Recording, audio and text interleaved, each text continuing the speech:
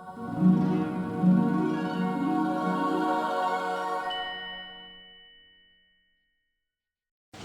if I die, if I finish, and sometimes if I keep go back to the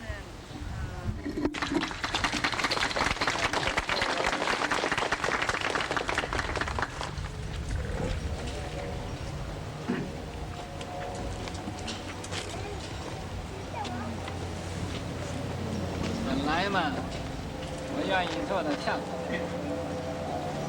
不坐得上。但是这两位三步一拜的修行人呢，是我的徒弟。我要不坐在上边呢，他们也不敢坐在上边。所以呀，我这不得已呀，我先坐在上边。那么坐在上边呢，一边留一个空位，给他们两位坐。本来摆这个台的人呢，我不知道为什么摆了四个座位在上面。另外一个人我不知道啊是算的哪一个，但是我想一想，叫谁上来好呢？叫果瞻上来，果行或者就不合处；叫果义上来或者果修也合处。说这个做师傅的完全不公平。那么虽然这是坐在上边和下边没有什么分别，但是这个人呢就是这么奇怪。你有一个境界来了，你做的不太公平啊，他就要找麻烦了。所以呀，那么我叫果龟把这个凳子拿下去一个，你们谁也不要争，谁也不要喝醋，谁也不要妒忌，谁也不要仗义。我跟你们讲话。Originally, I wanted to sit down. I did not want to sit on the platform today. 但是这两位三步一拜的修行人呢，是我的徒弟。我要不坐在上边呢，他们也不想坐在上边。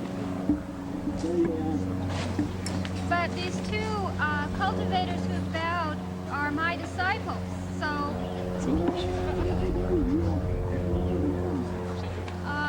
I really couldn't avoid sitting up here on the platform.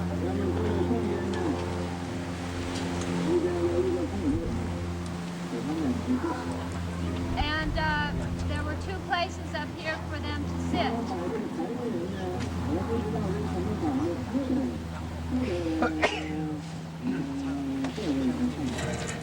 Now the people who set up the platform, I don't know why, but someone put up 4 chairs.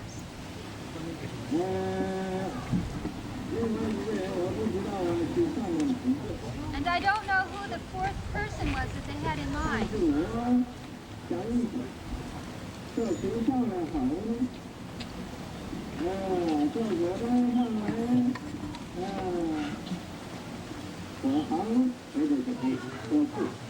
And I thought it over about what I was going to do, because if I had Guojan take that seat, then maybe Guohan would have gotten jealous.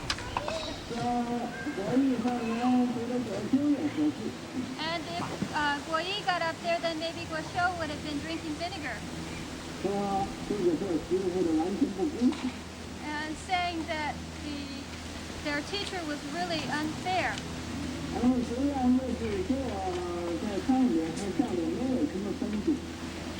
Now, although we know that whether you're sitting on the platform or you're not, it really doesn't make any difference.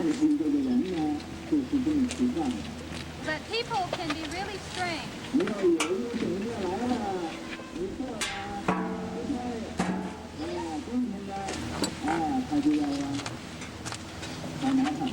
If you have some kind of gathering and people get seated in the wrong places, some people are going to start grumbling.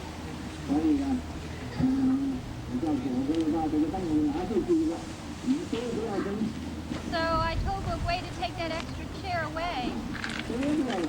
And that way nobody would have to be jealous. Or upset.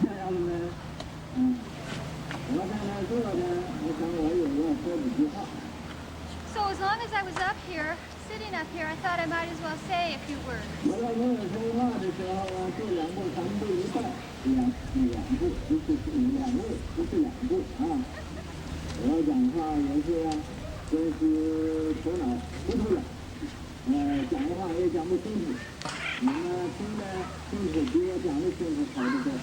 Now I thought I'd go ahead and say a few things, and I'm not a very good speaker, but that doesn't matter. If you're just good listeners, that's what counts.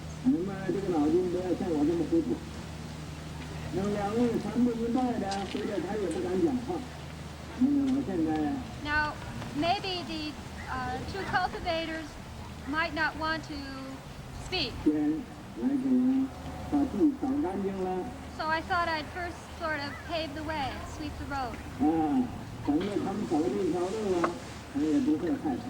And then once that was done, they wouldn't be afraid.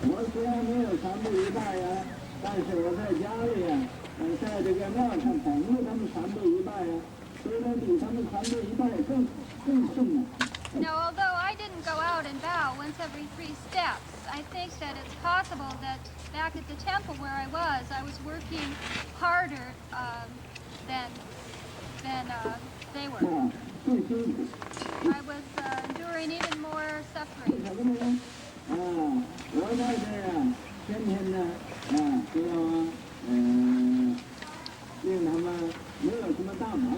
Now, why do I say this? It's because every day I was very busy helping to prevent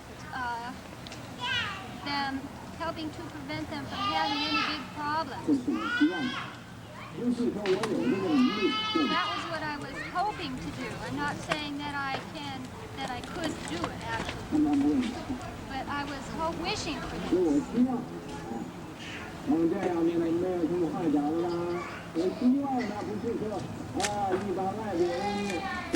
See, you have to note I said I was hoping they would have no trouble. I wasn't saying I was keeping them from having trouble, so you should note how carefully this is phrased.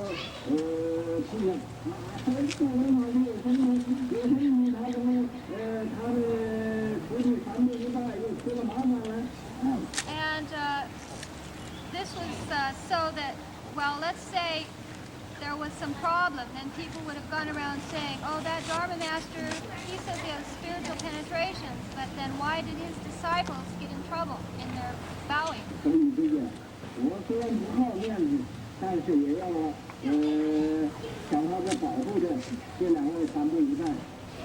Now, it's not that I really care, but about my reputation in this way, but I still wanted to prevent them from, say, getting run over or in some other kind of an accident, maybe blown away by the wind or drowned. So that would have been a problem. So that's why I say I may have been working even harder than they were.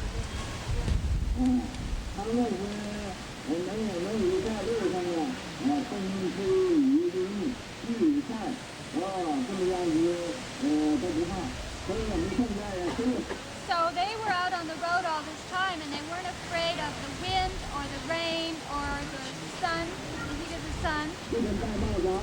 And so nobody here today is allowed to wear a hat. Anybody who's got their hat on is being disrespectful of the cultivators.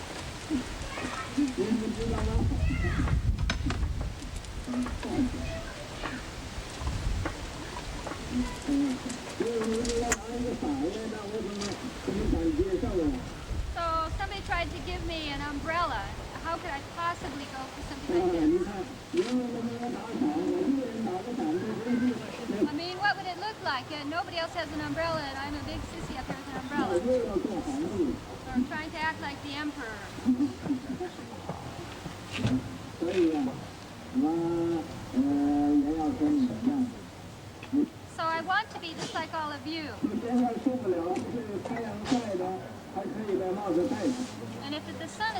getting to you, then go ahead and put your hats back on. Because I've got some hair up here.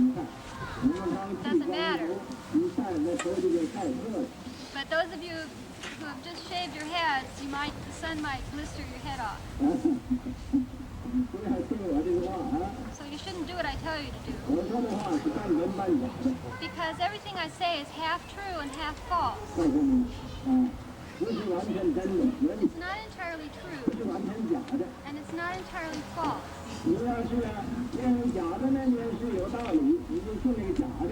If the false part makes sense to you, then believe in that. And if you think the true part makes sense, then believe in that. It's up to you. You pick whatever you want. I can't speak this too clearly. Because if I told you the whole thing, then you wouldn't be using your own judgment, your own Dharma selecting eye. And if you insist on me telling you absolutely everything, that's not really right. So I'm just going to tell you that it's half true, it's half false. Do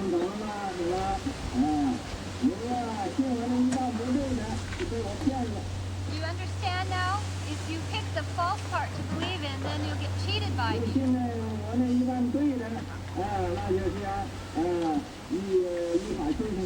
But if you pick the part that's true, then you cultivate according to the Dharma, and you'll gain benefit.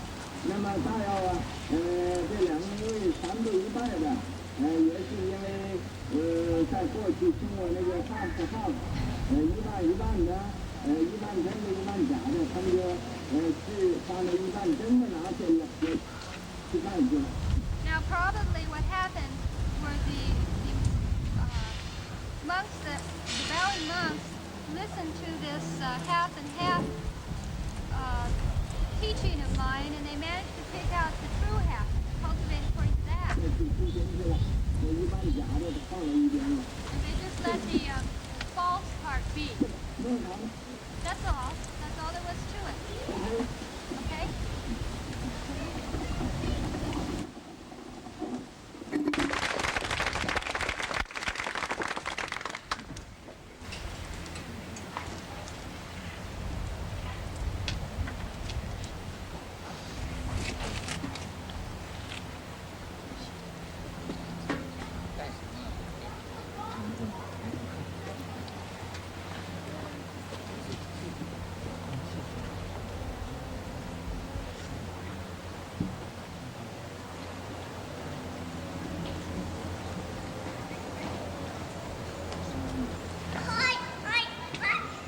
The master just asked me while we were bowing up if I had died yet, and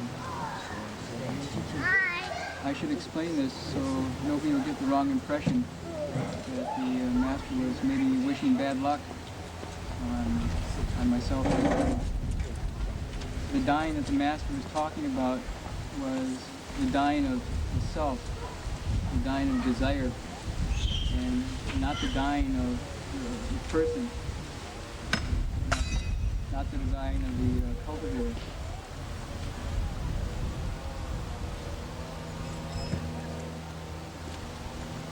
I should be really careful because everything speaks the Dharma. The wind speaks the Dharma. When I open my mouth and don't speak really truly, then retribution comes. And it's right here that disasters begin. So maybe this vase is speaking the Dharma and saying, Chau, this is a warning. Everything you say should be really true and right on the mark, and not the least bit arrogant or false, because if it's that way, then for sure something bad is going to happen. Not just for you, but for all living beings, because you're a left-home person. And because you're a left-home person, then everything you do is for everybody, and not just for yourself. So the wind was giving me a warning to be really careful. so I should listen. And that's really what I want to talk about. That's an example of the Dharma that we've learned from 2.5 years of bowing, is to be really true and really honest and really straightforward in everything we do. A newsman came up and asked, "Why are you bowing?" And I said, "We are bowing to try to get rid of disasters and calamities and suffering in the world." And he said, "Well, what do you mean? Do you mean man-made disasters like broken homes and unfilial children and car accidents? Or do you mean natural disasters like earthquakes and tornadoes and floods and famine?" And I said, "We mean both, because both are the same. Both come from the same source." And he said, "I don't understand." And when Heng and I started this pilgrimage, we didn't understand either. We were brought up in a Western society, educated according to the best scientific traditions, so quite naturally, we didn't believe in anything but our egos and ourselves. We didn't believe that, as it says in the Avatamsaka Sutra, all karma is born of, all retribution is born of karma. That is, everything that happens to you comes from what you do. So we decided that it was a matter of life and death to us to be really careful on what we were doing on Sambu Ibai and to run a little scientific experiment so that we would have something to share with people who didn't believe this. Because if you don't believe this, then there's no way to end suffering. No one saves you but yourself. No one can and no one may. You yourself must walk the path. Buddhas only show the way. So the master says he speaks half true and half false. If you don't know which one to follow, then you can be in really bad straits. If you know which one to follow, then every day is happy, everywhere is peaceful. So I wanted to share just a little bit today of some of the experiments we ran on Sambu Ibai and what we learned from them. And I really seek the compassion of the Avatamsaka Assembly of Buddhas and Bodhisattvas to help me make sure that my words are true and not arrogant or false for the sake of all beings.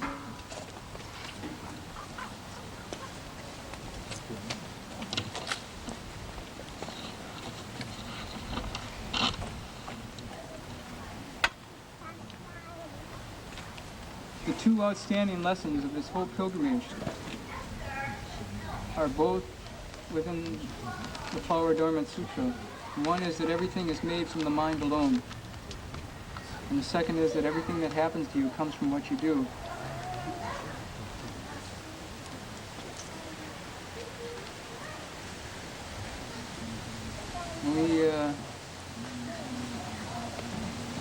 First day we started out in Los Angeles, we found this to be the case. Right away we met all manner of strange people and beings who came to test our vows. They came to test Heng Shu's silence vows and trying to see if they could get him to talk. They tested our vows not to get angry by really pushing us up against the wall with testing situations. And in all of this, we were instructed right from the beginning that no matter what happened, we couldn't fight and we couldn't get angry. And that all we could use was kindness, compassion, joy, and giving to deal with all situations. This was really hard for me because I'm used to fighting. Not so much with fists, but with words and with thoughts. And using to push my weight around. And this is just another kind of fighting and it doesn't work.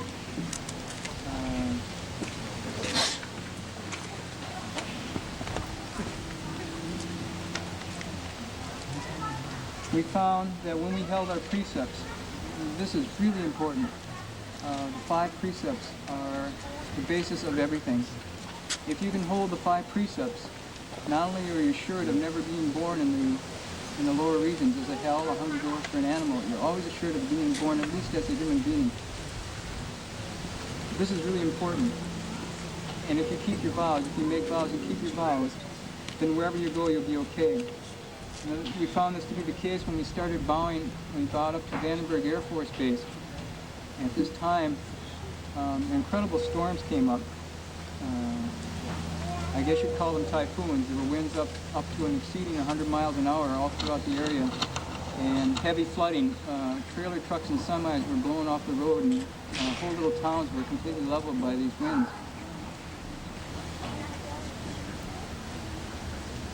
At this time,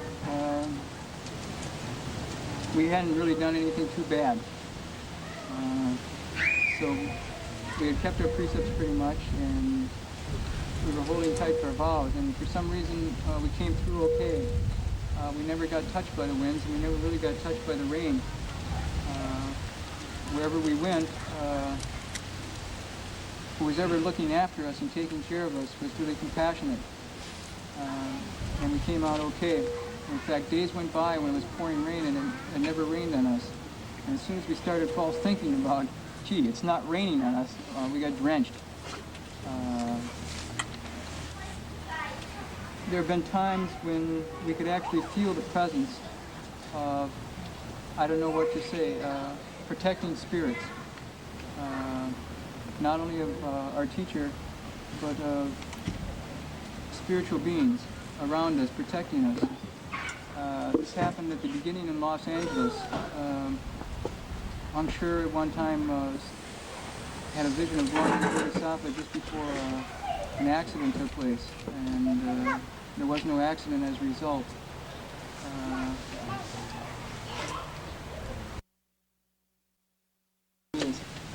His young daughter was running off with men. She was only 15 years old at the time. He was really worried.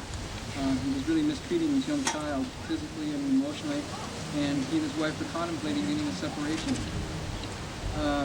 After reading the Vinaya, he put it to practice, and about 7 or 8 months later, they stopped on their way to a vacation, and they all looked really good. They were all together, happy.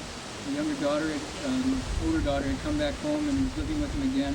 And the kids were really bright-eyed and happy. And he attributed to that book, to reading the Vinaya, following the rules. And he said, it may seem really old-fashioned, but it's made a big difference in my life.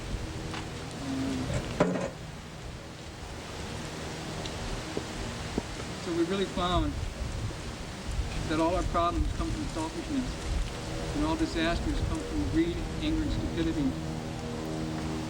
We've seen this in bigger ways too, and I want to talk about these because they don't often get talked about.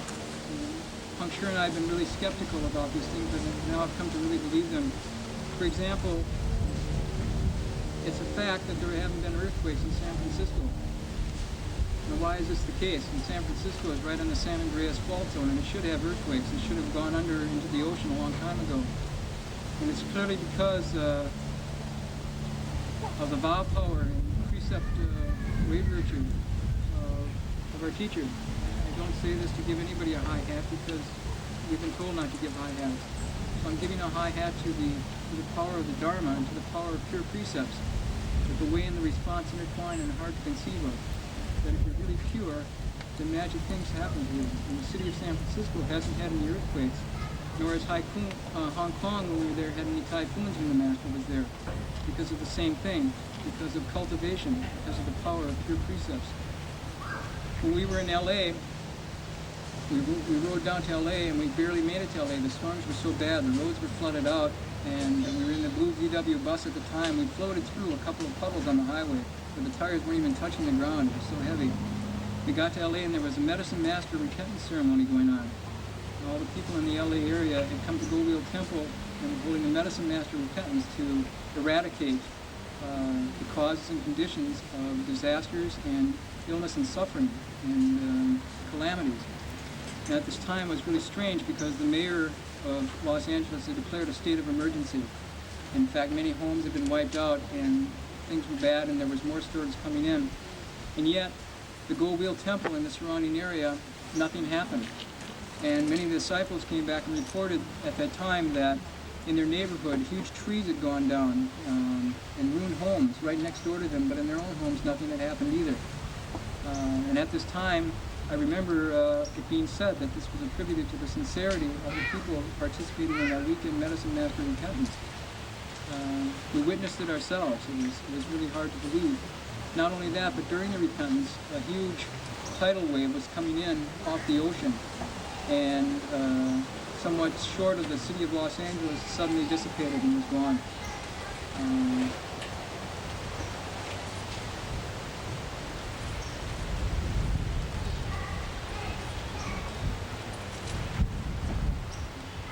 With every thought, with every act, and with every word that Heng Sure and I have ever said or done or thought of that has been marked with greed, for food, for fame, for wealth, for sex, or for sleep, has brought us trouble, has brought us disasters.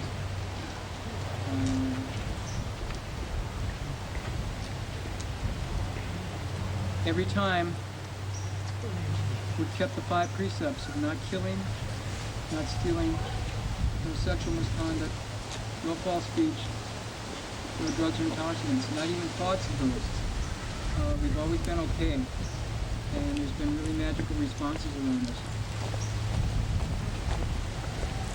So the heart of this whole pilgrimage is that we've learned a whole lot. And of all the looks like bitterness and suffering and cultivation, there's none that isn't happiness. It says, the hells, the hungry ghost, and the animals, King Yama's realm, all animosity, hatred, conflict, slander, and insult, all these evils are caused by greed and attachment to the 5 desires. So this is what the Master was saying when he said, have you died yet? Because if I was embarrassed to go back and bow again in front of the assembly and come up here again, if I had that much of a blush in my face, then the Emperor hasn't died yet. Then desire hasn't died yet. And because desire hasn't died yet, then disasters go on. So Heng Sure and I really feel that if we can get rid of our own desire by a little bit, then the whole world's better by a little bit. And then if we hold on to our little desire and think, well, it's just a little desire and it's mine, then the whole world is polluted by that much little desire. And so it says the Bodhisattva who looks at all of this and figures out, gee, we're all connected. No man is an island. Everything we do touches each other. He looks at this and realizes this, and he reduces his greed for the flavor of the 5 desires. So as a result, we were really trying to get rid of our greed for food. We eat a lot differently now than we did when we started. We eat a lot of sweets and really good food when we started, and found that it brought a lot of trouble.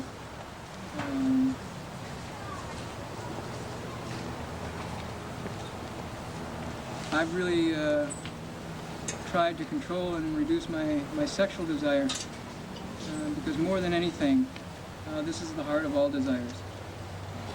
Because of I greed for others because I can't see through myself, because I'm confused about myself, I'm confused about others. And because of that, on this trip I almost died because of my sexual desire. In fact, it was in Malacca during the Asian tour that the fruit of my sexual desire came to ripeness, and I almost died. And if it weren't for the compassion of the Master, I'd be scattered back to the 4 elements right now, and who knows where my soul might be. For sure in King Yama's region. And so that taught me a lesson, that what's sweet has really bitter fruit, and what looks bitter really brings a sweet heart, a sweet mind. And so it's been a little easier because of that to put down my greed for women, and to see it really clearly that it's not women, but it's my own selfishness that I can't turn around. And so it said, once you stop seeking, you can stop worrying. And then you can reach true ultimate happiness. So I wish to say that we've tried our best to die, and we maybe just got a little sick. So we're going to keep on bowing. And I hope that what we've learned is of value to used by all living beings. So what we've done has been good because we followed instructions from the Dharma and what we've done hasn't been so good. We've brought trouble because of our selfishness and our inability to die. So I hope you all die too. I hope we all die together and get reborn together.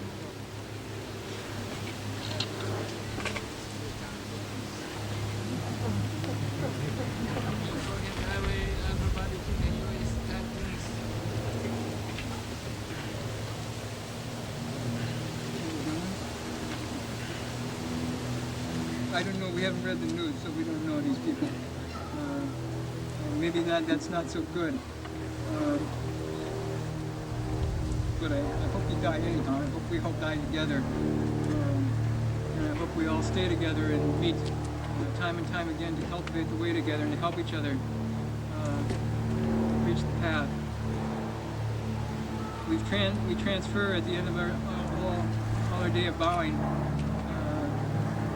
to the city here and to all living beings to end disasters and calamities, and so that all of us together can accomplish Buddhahood. And I really hope that this may be so. So I've got my hat on today because I shaved my head and a blister.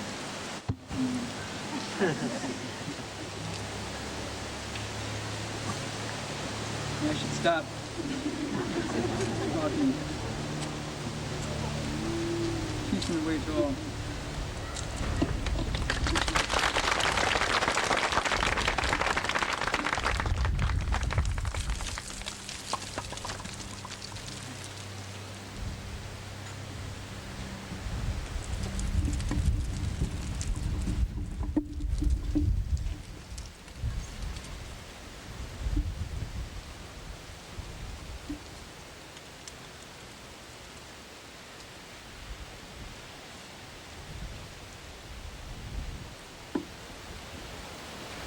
知不知道这个果婷啊，也很久没有讲话了，就发了讲话的神经了，所以一讲就讲了100个钟头。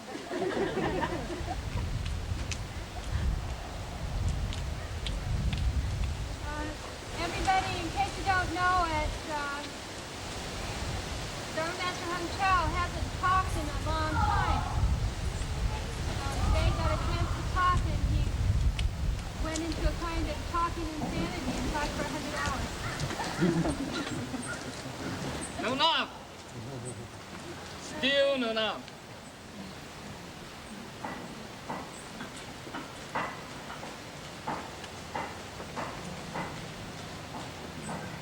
他也不管你们在这晒的怎么样，晒干了、晒死了，他都不管的。Didn't pay any attention to whether or not everybody was just sitting here hiding in the sun and getting all dried out, peanut butter and dried to death. 我是受不了了。I personally can't stand it.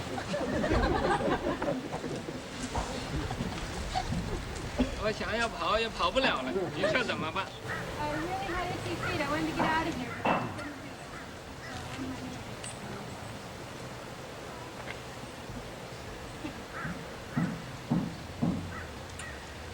it. 我不再多讲一句话了，多讲一句话他会出汗。I'm not going to say another thing as I really not begin and start filing. OK。英语大众参观。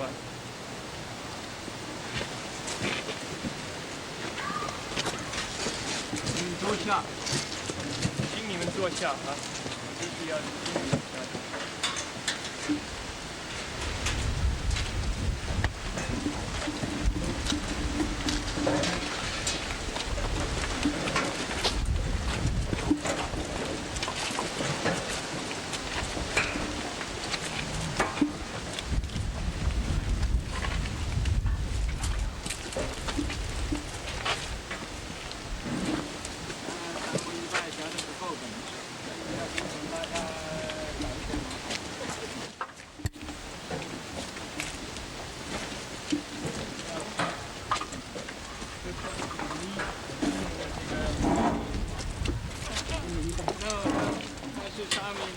不需要经理他，经理我好了。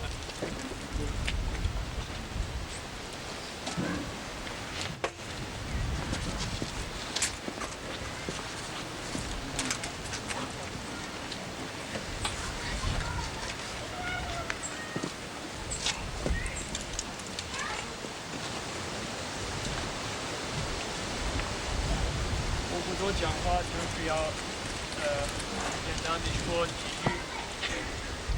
这个我讲的最要紧是信心。这个信心是如果要讲讲了半天也讲不完，讲了多年也讲不完。这个信心是无尽法藏。那么我自己这次三步一拜，可以说有什么就以前没有的，现在有信心。那么信什么？就信佛、信法、信僧。那个《华严经》里边，二回向菩萨，这个金刚不坏心这个菩萨，他有10个不坏心是什么？他就信三世一切佛，他也信菩萨。就是连初发心菩萨他也发信心，那么他也信一切佛法，他也信一切，还有不坏心对于所有一切佛的教训，那么他也对所有一切众生也发不坏心，那么不坏信心，他也对于所有一切白经法也发信心。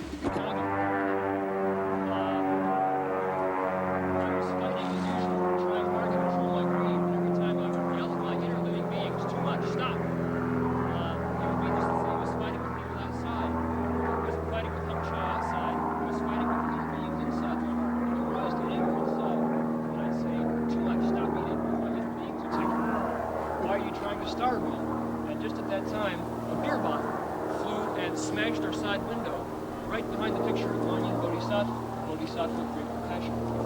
And I learned that anger causes wars. It's a direct relationship. So we've learned the source of wars is your own heart. And by controlling our own anger, just not giving rise to anger inside or not giving rise to anger outside towards any being, anywhere, we don't obstruct ourselves and we don't cause trouble for others. We don't make wars in the world.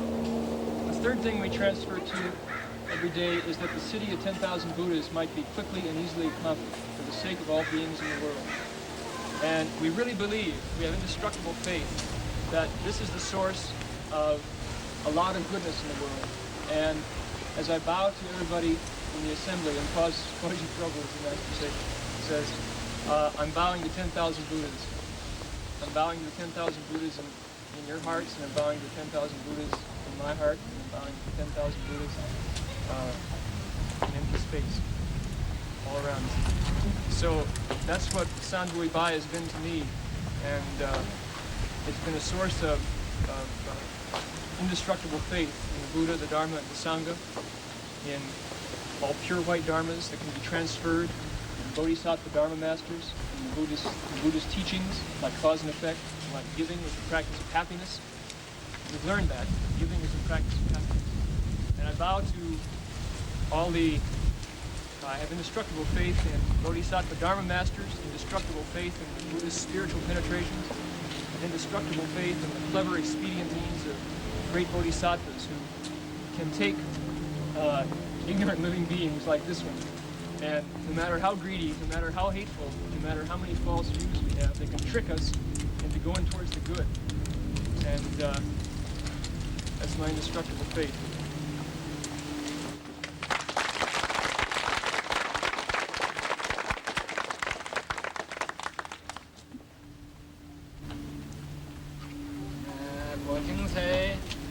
Now, Heng still have emperor in there. You are what is he? He is the emperor, no emperor.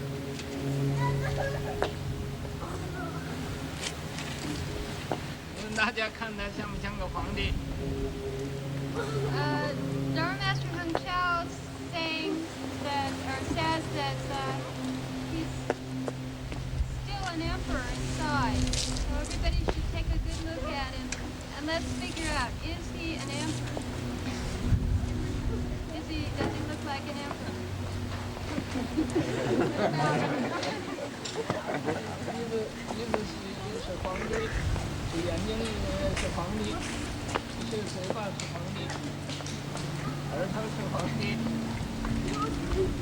Did an emperor's nose? Are the eyes the emperor? Or does he have emperor ears? This is an emperor mouth. Emperor mouth?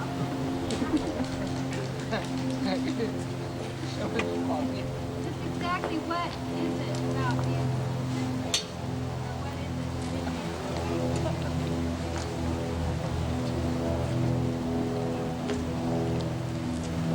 为什么他说这话呢？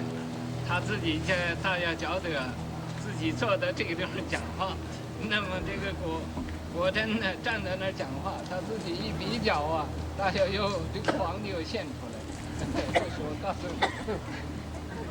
Why am I bringing this up? Because he's figuring out now that he sat up behind the podium to lecture, and Dharma Master sure stood down on the ground. So he probably figured this means that the emperor is shown something.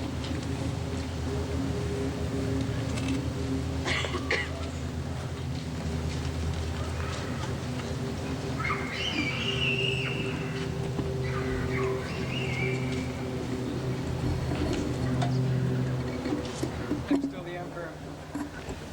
So now I'm at the city of 10,000 Buddhas, and maybe some people are thinking, well, at the very least, maybe they're enlightened now, or they have some kind of spiritual penetration. And all I can say is that I feel really ashamed because I give off this impression, and it's not the case. Every day I false think. Every day I have attachments. Every day I do bad things. Every day I have bad thoughts towards Heng Sure. Every day I feel like the masters tricked me into cultivating.